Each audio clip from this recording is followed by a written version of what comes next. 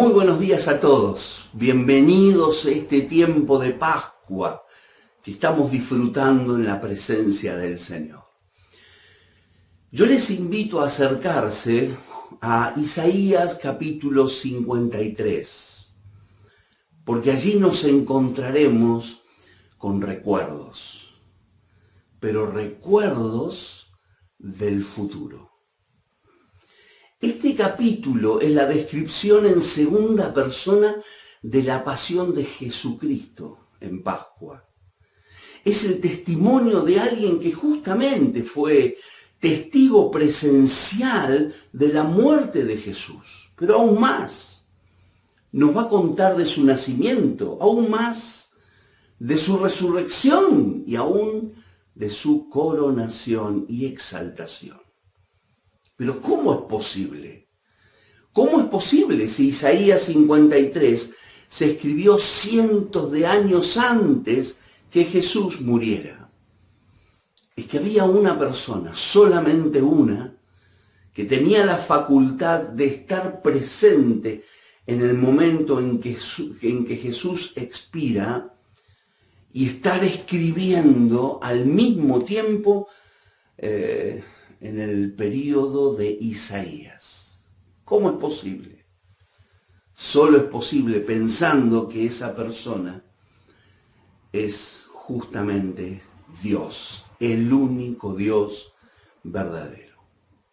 Para Dios no existe el tiempo y el espacio, no está atado a esos límites que nosotros sí estamos limitados. Para Él es un eterno presente en el cual puede estar mirando en este preciso momento la creación del mundo y la consumación de él. En este preciso momento puede estar mirando la Pascua en que Jesús se dio por nosotros y la Pascua que nosotros estamos viviendo. Es algo tremendo porque Dios es atemporal y nuestra mente no puede caminar por esos senderos porque somos finitos. Es decir, que es el mismo Dios el que está en presencia del asesinato de su Hijo y lo describe muchos años antes con el fin de que esa escena cuando sucediera el pueblo descubriera que ahí está el Mesías que él había prometido. Pero como sabemos, el ser humano siempre encuentra alguna excusa, siempre encuentra alguna forma de evadir la presencia de Dios y la búsqueda que Dios hace de él.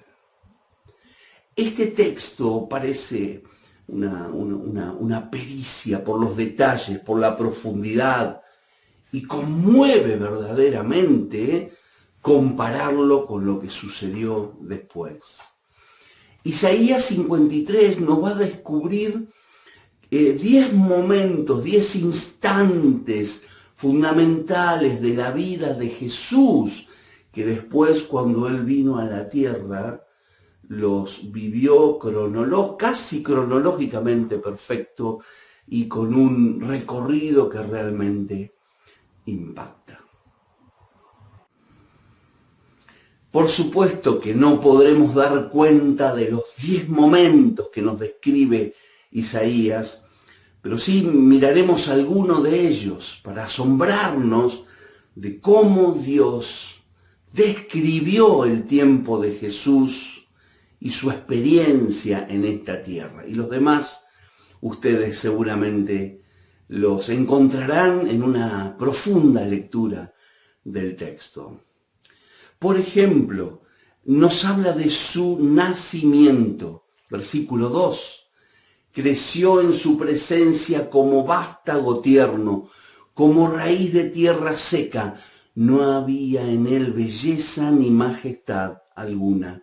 Su aspecto no era atractivo, nada en su apariencia lo hacía deseable.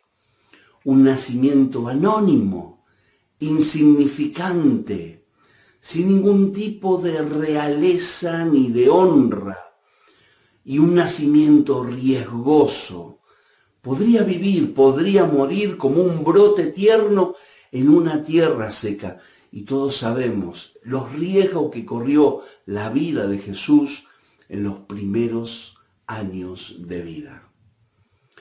Luego, por ejemplo, se nos habla de su ministerio, versículo 3, despreciado y rechazado por los hombres, varón de dolores, hecho para el sufrimiento, todos evitaban mirarlo, fue despreciado y no lo estimamos. Un ministerio menospreciado y desvalorado por los que estaban allí, al punto que Juan nos dice que a lo suyo vino y los suyos no lo recibieron. Un ministerio que siempre tuvo que combatir contra la envidia, que siempre tuvo que sobreponerse a las confrontaciones, porque no era bien recibido. El texto puede seguir hablándonos y, por ejemplo, podemos encontrar su arresto. Dice el versículo 7, maltratado y humillado, ni siquiera abrió su boca. Como cordero fue llevado al matadero, como oveja enmudeció ante su trasquilador y ni siquiera abrió su boca. Un proceso totalmente parcial, injusto, nulo, inválido por donde se lo mire, pero que el Señor afrontó muchas veces con su boca cerrada. Porque si la abría, como tantas veces, tenía argumentos para rechazar las acusaciones humanas y ser liberado nuevamente. Pero su propósito, como leímos hace unos momentos, era que se trataba de un varón de dolores, hecho para el sufrimiento. Podemos ver también su imputación. Versículo 4.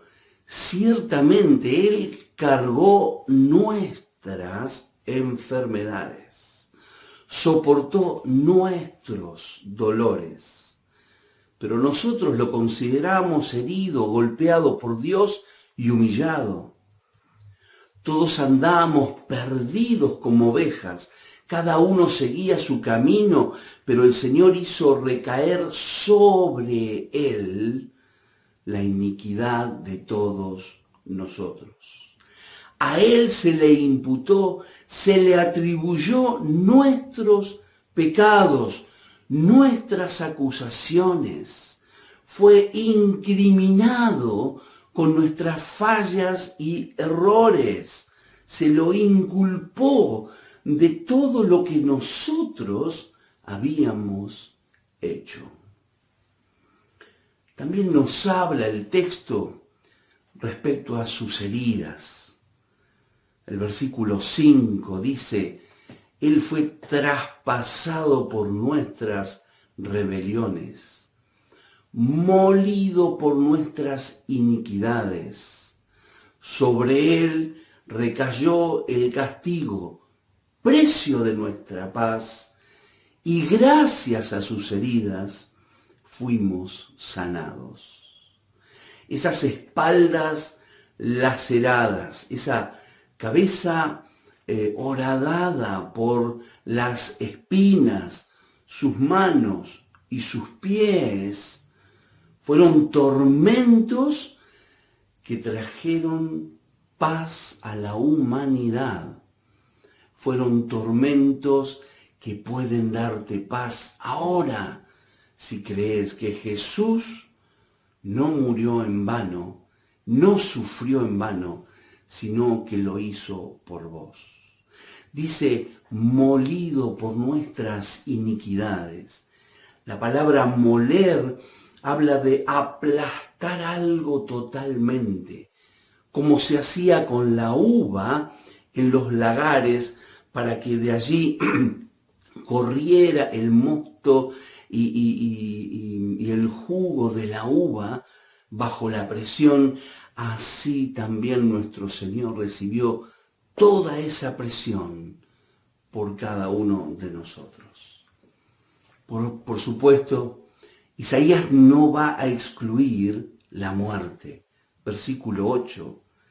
Después de aprenderlo y juzgarlo, le dieron muerte. Nadie se preocupó de su descendencia. Fue arrancado de la tierra de los vivientes y golpeado por la transgresión de mi pueblo.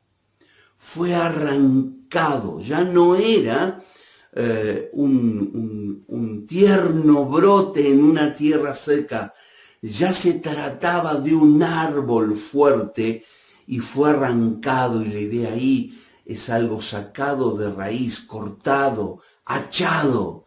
Ya no es un vástago, es un árbol que debe ser quitado de en medio por aquellos que se sentían molestos por el Señor. Por formas violentas Dios permitió que su Hijo sufriera así. Nos habla de la sepultura. Se le asignó un sepulcro con los malvados y murió entre los malhechores, aunque nunca cometió violencia alguna ni hubo engaño en su boca. Una sepultura infame, denigrante, humillante, ignominiosa, deshonrosa, con el fin de que quedara en el olvido para siempre, una sepultura vergonzosa que permitieron aquellos para que definitivamente el Señor no fuera más que un momento en la historia. Pero Dios no lo quiso así. Luego nos habla de su resurrección. Verso 10. Pero el Señor quiso quebrantarlo y hacerlo sufrir, y como Él ofreció su vida en expiación, dice, verá su descendencia y prolongará sus días. Si bien en el versículo anterior nos había hablado de una muerte abrupta, violenta, ahora nos dice con tono de esperanza que los días de este Mesías serían todavía más largos. Verso 11. Después de su sufrimiento, verá la luz. Una hermosa metáfora de alguien que sale del sepulcro oscuro, se encuentra con la luz y dice, quedará satisfecho. Y esto indudablemente nos habla de el sentimiento de haber completado la voluntad del Padre Celestial. El quebranto, el dolor, la muerte, la expiación, la justificación no es el final del camino, sino que verá la descendencia espiritual, verá el producto de su esfuerzo y su entrega, y su corazón verdaderamente quedará lleno de satisfacción. Pero ni siquiera este es el fin, porque Isaías nos habla de su coronación o su glorificación. Le daré un puesto entre los grandes y repartirá el botín con los fuertes, porque derramó su vida hasta la muerte. Y esto nos habla de aquel momento en que el Señor vuelve a la gloria y se sienta a la derecha del Padre para reinar por siempre a favor de sus hijos y esperando indudablemente el momento de reencuentro con aquellos que somos de Él. ¿Cómo puede ser? ¿Cómo puede ser que un texto sea tan detallista de lo que ocurrió? es porque Dios lo escribió. Y lo escribió para que no quedaran dudas de que Él está bajo control de todo, de la historia, de los tiempos, de la humanidad, de su Hijo. ¿Cómo no va a estarlo de nuestras vidas? Él sabe qué vamos a pasar. Él sabe qué vamos a vivir. Démosle gracia a Él. Confiemos en Él, de que nos llevará por los caminos, por los mejores caminos de su voluntad. Que habrá momentos de tristeza, de angustia, como en el camino de Jesús. No tenemos dudas, es obvio. Pero el final de todo es la glorificación con Él por toda la eternidad. Vivamos con esa esperanza, con ese deseo de que algún día nos encontraremos con el Señor por siempre. Y no solo con Él, sino que también con todos los que se nos han adelantado y que ya están descansando con Él. Que Dios nos bendiga y nos haga vivir con tremendo optimismo y esperanza estas Pascuas. El Señor sabe, el Señor sabe. Que Dios les bendiga.